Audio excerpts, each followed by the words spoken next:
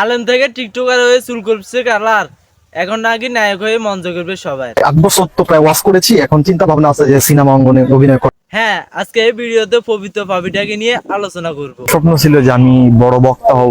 এগুলো কি ভাইরাল হওয়ার ধান্দা, না এর পিছনে কারণ আছে? আমি তো আসলে ওয়াজ টস ছেড়ে দিয়েছি, এখন ওয়াজ টস করতেছি না, বুঝতে পেরেছেন? আসসালামু আলাইকুম, আমি আছি আপনাদের সাথে রাজু ভাই। আচ্ছা, আজকে এই ভিডিও শুরু করার আগে পবিত্র পাপিটার পরিচয় দিয়ে দিই। হ্যাঁ, ইনি একজন ইসলামী বক্তা, এখন হয়েছে তক্তা, আগে ছিল বক্তা।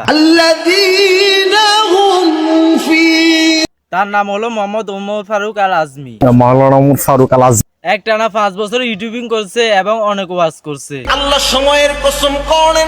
আর সেই সময় তার ওয়াজ মাহফিলে হাজার হাজার মানুষের ঢোল নামতো।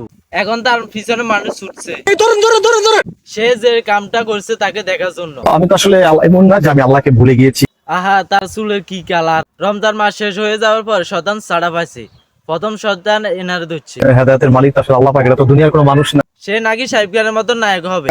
আমি নায়ক হব, স্টার হব, আপনি বুঝেন? কিং খান, সাকিব খান, এই জায়েদ খান, তার জন্য হাজার হাজার মেয়ে পাগল। কিছুদিন পরে দেখবেন আবার এই লোকটা এসেই বলবে আমার ভুল হয়েছে, আমারে মাফ করে দেন। रुको जरा सबर करो। আচ্ছা, সিনেমা করার জন্য চুল কালার কি আইডেন্টি নাকি? না টিকটক করার জন্য চুল কালার করতে হয়? এখন থেকে টিকটক করার জন্য বা সিনেমা করার জন্য চুল কালার করতে হবে। আচ্ছা, আপনারা কেউ চুল কালার করতে হবে না, এই কামটা হলো পবিত্র পাপিটার। তো ভিডিওটা এই পর্যন্ত। ভিডিওটা কেমন হয়েছে অবশ্যই কমেন্টে জানাবেন, আর দয়া করে কেউ সিরিয়াসলি নেবেন না। তো দেখা হবে পরবর্তী ভিডিওতে। আল্লাহ হাফেজ।